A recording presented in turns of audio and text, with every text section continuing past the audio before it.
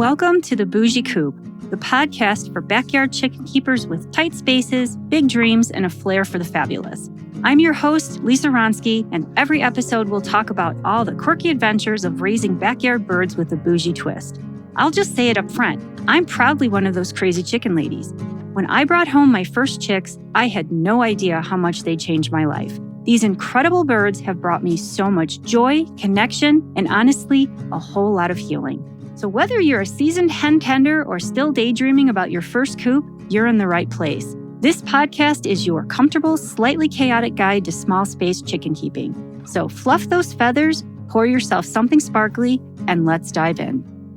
The Bougie Coop is proudly sponsored by Eden Feeds. Eden Feeds is a Montana-based company that was started in 2018. The founders were looking for high-quality, non-GMO feed that didn't break the bank. Unable to find what they wanted, they decided to make it themselves. Good stuff in means good stuff out, and Eden Feeds uses only locally sourced, Montana-grown grains in all of their formulas. It's a high-quality product at a great price point. My girls love it, and I know yours will too. Eden Feeds is available in the western U.S. at Murdoch's ranch stores and plenty of smaller local feed shops too. Check out EdenFeeds.com to find a location near you. Welcome to the Bougie Coop. Today's episode is a quick little breed spotlight on a quietly bougie icon, the Svarthöna. If you know their more famous cousin, the Svarthöna, then you already understand the vibe. The Svarthöna is also fibromelanistic, which means black, and I don't mean mostly black. I mean black feathers, black skin, black legs, black eyes, black flesh. Goth, but make it Scandinavian farmhouse. Where they differ from the Svarthöna is in presentation. The Svarthöna is tall, leggy, dramatic, very couture runway. The Svarthöna, more compact, less flash, more substance, think minimalist Swedish design instead of high-fashion spectacle. The name literally translates to black hen, and they are a Swedish landrace breed. And let's talk about what that means because landrace gets tossed around a lot. A landrace breed wasn't sculpted into existence by humans chasing a specific aesthetic. It developed in a distinct geographic area shaped primarily by natural selection. Were humans involved at all? Of course. We have to have our fingers in every pie.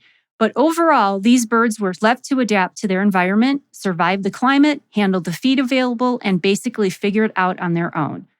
Landrace breeds tend to be hardy, practical, and self-sufficient.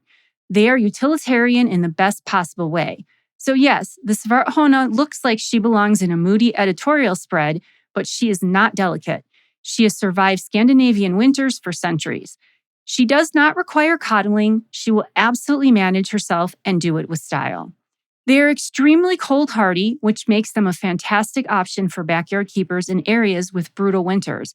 If you're somewhere that sees real cold, you know how valuable that is. With all of those qualities, it honestly surprises me that they're still relatively rare in the United States. Historically, Svarthöna are believed to have arrived in Sweden via Mozambique in the 1800s, with deeper origins tracing back to Asia or Indonesia. They do share ancestry with the Svarthöna, but they are a distinct breed in their own right, not just a Swedish knockoff. Now let's talk specs. Svarthöna are a compact bird. Whereas Svarthöna could be considered Ferraris, Svarthöna are more like a Lexus. Bougie enough to turn heads, but still really reliable. Hens weigh around 5 pounds, roosters about 7. They lay roughly 200 medium-sized white to cream-colored eggs per year, which makes them a very respectable layer.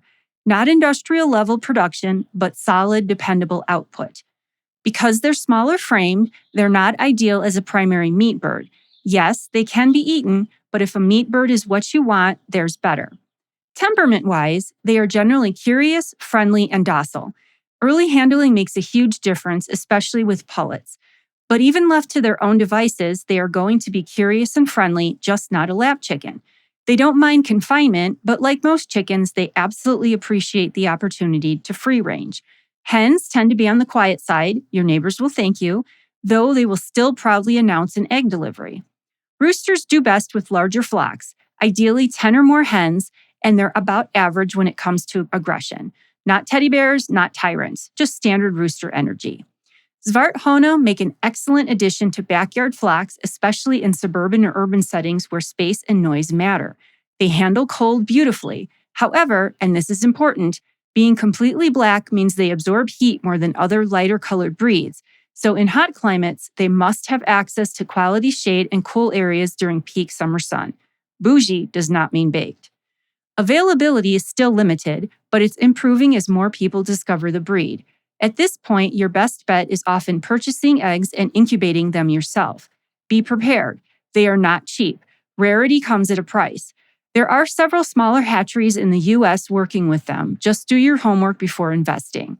If you want a bird that brings subtle drama, historical grit, cold hardiness, solid egg production, and that understated Scandinavian aesthetic, the Svarthöna might be your girl. Thanks for listening today. I hope you enjoyed learning about a new breed, and always remember the golden rule of the bougie coop. Function comes first, but beauty should never be optional. Got questions? Hit me up at thebougiecoop@gmail.com. And don't forget to follow The Bougie Coop on Instagram and TikTok for more behind the scenes and chicken glam shots. Thanks for joining me, and until next time, stay bougie.